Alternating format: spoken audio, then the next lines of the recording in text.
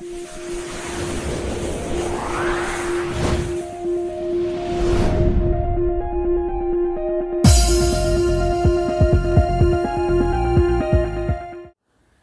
Morning to everyone. तो आप लोग कैसे हैं? आई होप कि आप लोग बहुत ही अच्छे होंगे। तो आज हम आप लोगों के लिए लेकर आए हैं क्लास 10th का chapter number 3 metals and non metals का लेक्चर नंबर 12, जिसके अंदर की आप पढ़ने वाले हैं extraction of metal from its oxide. जी हाँ, तो बहुत सारे ऐसे मेटल्स होते हैं जिसके अंदर कि उसके ऑक्साइड मतलब कि उसमें ऑक्सीजन मौजूद होता है, तो उसको हम लोग कार्बन के द्वारा रिड्यूस नहीं करते हैं। हालांकि पिछला लेक्चर जो कि 11 लेक्चर था है ना, उसके अंदर भी हमने काफ़ी कुछ आप लोगों को बताया था कि हम लोग ऑक्सीजन मॉलिक्यूल्स को अगर उसमें मौजूद होते हैं या हैलाइड्स मौजूद होते हैं या कार्बोनेट्स मौजूद होते हैं तो इलेक्ट्रोलाइटिक मेथड से हम लोग अलग करते हैं। इलेक्ट्रोलाइटिक मेथड इसलिए इस्तेमाल कर रहे थे क्योंकि वो ज़्यादा इलेक्ट्रो पॉजिटिव होते हैं, तो और बाकी मेटल्स को या फिर कार्बन को वो उतना ज़्यादा ये कैपेबल नहीं हो पाते, उसके साथ वो रिड्यूस नहीं कर पाते हैं। लेकिन यहाँ जो है कुछ मेटल्स ऐसे हैं जैसे कि मैंगनीज हो गया और आयरन हो गया, और ये दोनों बहुत ही इंपॉर्टेंट है और ये दोनों के बारे में एग्जाम वगैरह में पूछता भी है। इस बार 10th में है ना, हर जनरली देखे हैं कि CBSE में इससे रिलेटेड कोई ना कोई एक क्वेश्चन पूछ ही देता है, तो आप इसको बहुत ही बारीकी से और बहुत ही ध्यान से देखेंगे। मैंगनीज और आयरन में जो मौजूद ऑक्सीजन होता है उसको जो हम लोग रिड्यूस करवाते हैं वो एल्यूमिनियम मेटल से करवाते हैं। तो आप कहोगे सर आयरन मेटल्स और मैंगनीज वगैरह तो मॉडरेबिलिटी में आता है, मॉडरेबल मेटल्स होते हैं, फिर इसको हम लोग इससे एल्यूमिनियम से क्यों करवा रहे थे, हैं क्यों करवा रहे हैं आप? तो देखो ऐसा करते हैं कि जो मेटल ऐसे हो जो मॉडरेबल रिएक्टिव हो, उसमें अगर ऑक्सीजन मौजूद होते हैं तो उस ऑक्सीजन मॉलिक्यूल्स को उस मेटल को रिड्यूस करवाने के लिए हम लोग उससे ज़्यादा रिएक्टिव मेटल का इस्तेमाल कर सकते हैं। और एल्यूमिनियम जो है वो आयरन और मैंगनीज दोनों से ज़्यादा रिएक्टिव है, इसलिए उसमें मौजूद जो ऑक्सीजन है उसके ऑक्साइड्स को हम लोग उस मेटल के ऑक्साइड्स को हम लोग रिमूव करने के लिए, रिड्यूस करने के लिए एल्यूमिनियम का इस्तेमाल कर सकते हैं और करते हैं। ठीक है ना, तो देखते हैं कि क्या होता है किस तरीके से। Is that okay? तो चलिए हम लोग स्टार्ट करते हैं। सबसे पहले हम यहाँ टॉपिक लगा दे क्या, एक्सट्रैक्शन ऑफ मेटल, है ना, extraction of metal from it's metallic oxide, है ना, मेटलिक ऑक्साइड। और इसके बारे में हम लोग कौन सा पढ़ेंगे, दो मेटल जो कि बहुत ही इंपॉर्टेंट है, पहला मैंगनीज और दूसरा आयरन। ये दोनों ही मेटल के अंदर में जो मौजूद ऑक्सीजन मॉलिक्यूल है इसको हम लोग एल्यूमिनियम के द्वारा अलग करेंगे। तो कौन से रिड्यूस करेंगे, तो एल्यूमिनियम लेकर के यूज करेंगे, है ना। एल्यूमिनियम ये क्या काम करेगा, रिड्यूसिंग एजेंट का। कौन सा ये काम करेगा, रिड्यूसिंग एजेंट। रिड्यूसिंग एजेंट का काम क्यों किया, क्योंकि ये मोर रिएक्टिव है ना। रिएक्टिविटी सीरीज में भी ये लोग दोनों से ये ऊपर होता है, मोर रिएक्टिव होने के कारण ये जो है वो एज ए रिड्यूसिंग एजेंट काम करेगा। ठीक है, उसके मॉलिक्यूल्स को हटाने का काम करेगा। जैसे हम एग्जांपल के तौर पे ले लें कि मैंगनीज ऑक्साइड ले ले, 3MnO2 ले ले, 3 मैंगनीज ऑक्साइड, और इसको हम लोग 4 एल्यूमिनियम मेटल से रिएक्शन करवा दे। किससे रिएक्शन करवा दे, 4 एल्यूमिनियम मेटल से। तो देखो ये पाउडर ले लेंगे, एल्यूमिनियम पाउडर यहाँ लिख देते हैं। एल्यूमिनियम क्या है बाबू, ये पाउडर। अब इसमें जो मैंगनीज ऑक्साइड जो है, ये मैंगनीज ऑक्साइड में जो मौजूद ऑक्सीजन है, इस ऑक्सीजन को ये ज़्यादा रिएक्टिव होने के कारण ये कंबाइंड कर लेगा अपने साथ और ये बना देगा मैंगनीज। क्या बना देगा बाबू, मैंगनीज और Al2O3, है ना। मैंगनीज, प्योर मैंगनीज यहाँ बना देगा और यहाँ एल्यूमिनियम ऑक्साइड इस तरीके से बन जाएगा। कोई दिक्कत बिल्कुल नहीं। अब हम लोग इसको बैलेंस कर ले, यहाँ 2 लगा देंगे और यहाँ 3 मैंगनीज लगा देंगे। ठीक है, तो यहाँ क्यों एल्यूमिनियम का यूज किए, क्योंकि एल्यूमिनियम जो है वो ज्यादा रिएक्टिव है। तो लिख दे रहे हैं नोट पॉइंट में कि एल्यूमिनियम इज मोर रिएक्टिव, है ना, more reactive than manganese. So aluminium metal is behave as a good reducing agent, है ना, रिड्यूसिंग एजेंट के जैसा काम करेगा। इस कारण से वो जो है वो एल्यूमिनियम ऑक्साइड बन जाएगा और मैंगनीज जो है वो हमको मिल जाएगा। Is that okay? आप ऐसे गोल नहीं करेंगे, हम बस ऐसे बता रहे थे, ठीक है ना। हाँ, तो आप इसका स्क्रीनशॉट ले लीजिए। चलिए नेक्स्ट जो है वो बहुत ही इंपॉर्टेंट, इससे भी ज़्यादा है, वो है तुम्हारा आयरन का, है ना। आयरन का देखते हैं। आयरन यहाँ हम लिख लें आयरन। अभी हम लोग आयरन Fe2O3 है ना ले लिए, और इसको हम लोग रिड्यूस करवाएंगे एल्यूमिनियम से। अभी जो रिड्यूस कर रहे हैं वो किसको कर रहे हैं बाबू? आयरन को। और ये जो प्रोसेस है, इस प्रोसेस का नाम है थर्माइट प्रोसेस। यहाँ मिटाते हैं और लिख देते हैं, क्या लिखते हैं? Thermite process. थर्माइट प्रोसेस जो है, इसको हम लोग थर्माइट प्रोसेस भी बोलते हैं, है ना। थर्माइट प्रोसेस भी बोलेंगे। एल्यूमिनियम आयरन वाले जो अलग करते हैं ना एल्यूमिनियम से, इस प्रोसेस को थर्माइट प्रोसेस या फिर थर्माइट बिल्डिंग भी कहा जाता है। थर्माइट क्या कहते हैं बाबू? बिल्डिंग, बिल्डिंग भी कहते हैं। ये 1895 में 1895 ईस्वी में सबसे पहले हैंस, है ना, हैंस गोल्ड स्मिथ ने इस्तेमाल किया था। हैंस गोल्ड स्मिथ ने इस्तेमाल किया था।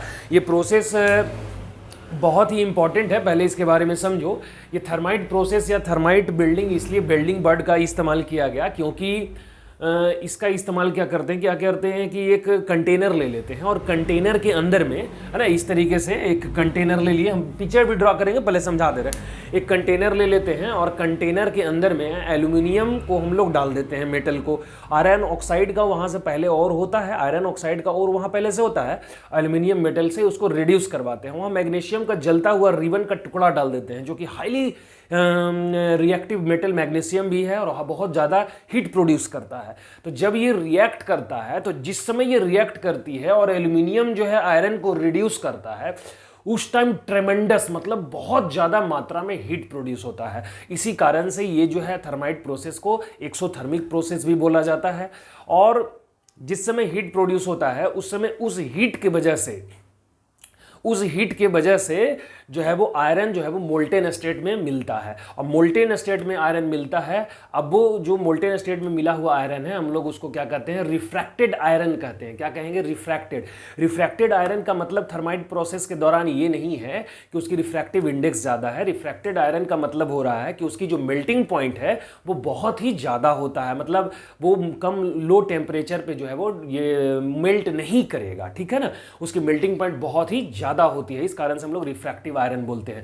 और उस रिफ्रैक्टिव मेल्टेड आयरन का यूज जो है वो रेलवे ट्रैक जो होता है ना, ऐसे जब ऐसे दो लाइन आता है और बीच में थोड़ा जगह होता है, तो इसी थर्माइट प्रोसेस के द्वारा रिफ्रैक्टेड मेल्टेड आयरन को हम लोग क्या करते हैं?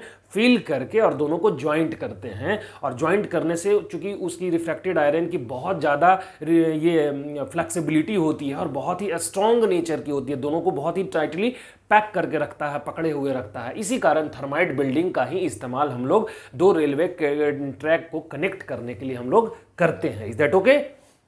Fe2O3 ले लिए, ऐसे एल्यूमिनियम से रिड्यूस करवाएंगे तो ये क्या बना देगा? Fe+Al2O3। Fe+ क्या बना दिया? Al2O3। अभी थोड़ा इसको बैलेंस कर ले। मान लो हम 2Fe2O3 ले लिए, तो यहाँ से क्या लेना होगा? Fe यहाँ हो जाएगा 4Fe ले लेंगे। एल्यूमिनियम यहाँ हम रिड्यूस करवाएं तो Al2 है, तो यहाँ Al2। अब यहाँ 4 एल्यूमिनियम लेना होगा, तभी तो हो जाएगा बैलेंस। बैलेंस हो गया, ठीक है, कोई दिक्कत? अब ये हम लोग समझे, इसका यूज समझ लें, यूजेज ऑफ दिस रिएक्शन। तो इस रिएक्शन का इस्तेमाल हम लोग पहला अभी हमने बताया, तो पहला क्या करते हैं?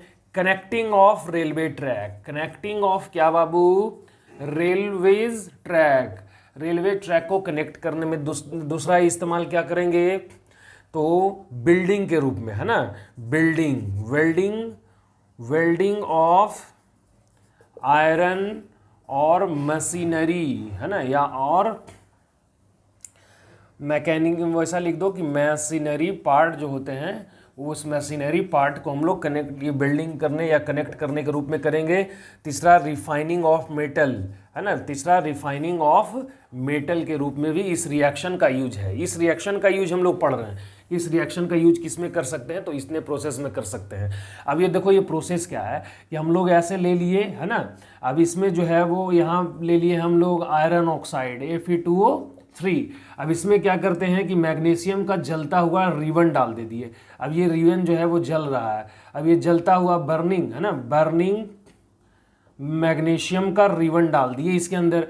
अब इसमें जो एल्यूमिनियम है ये इसको रिड्यूस करेगा, तो ये लॉट ऑफ हीट, बहुत मात्रा में हीट प्रोड्यूस होता है और नीचे जो डिकम्पोज करता है वो मोल्टेन स्टेट में, मोल्टेन स्टेट किसमें, इन मोल्टेन स्टेट आयरन है ना, आयरन जो है वो मोल्टेन स्टेट में बहुत ही रिफ्रैक्टेड, क्या होता है, रिफ्रैक्टेड आयरन बनता है। रिफ्रैक्टेड आयरन, रिफ्रैक्टेड आयरन मतलब विच हैज क्या, मोर है ना, मोर मेल्टिंग पॉइंट, बहुत ज़्यादा मेल्टिंग पॉइंट, हाई लिख लो, मोर के जगह पे हाई कर लो, high melting point, high melting point होती है उसकी। रिफ्रैक्टेड आयरन का मतलब ये है। तो ये पिघला हुआ आयरन मिलता है और उसी पिघला हुआ आयरन का हम लोग रेलवे ट्रैक को कनेक्ट करने के लिए करते हैं, ज्वाइन करने के लिए करते हैं। इसी कारण से इसको थर्माइट बिल्डिंग या थर्माइट प्रोसेस भी कहते हैं। Is that okay? I hope कि आप लोग बहुत ही अच्छे से इसको समझे होंगे। कोई दिक्कत तो आप इसका भी स्क्रीनशॉट ले लीजिए। चलो इसके बाद है, बहुत ही इजी है, हम लोग ये दोनों मॉडरेबिलिटी के अंदर में ही है। इसके बाद है लेस रिएक्टिव मेटल का एक्सट्रैक्शन कैसे करेंगे, जो लो एक्टिव है, मतलब वेरी लो है ना। जैसे हम लोग ले लेते हैं है ना, लेस रिएक्टिव कह लो, लेस रिएक्टिव या लो एक्टिव कह लो, लो एक्टिव है ना, जो मतलब बहुत ही कम एक्टिव होता है। जैसे में Hg को ले लेते हैं और कॉपर को ले लेते हैं, तो ये दोनों को कैसे करेंगे, तो Hg के साथ तो HgS होता है और कॉपर के साथ तो होता है Cu2O।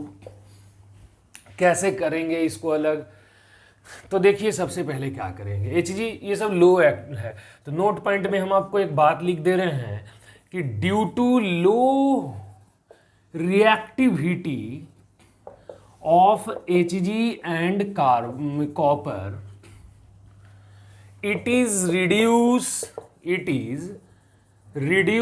by the only heating है ना।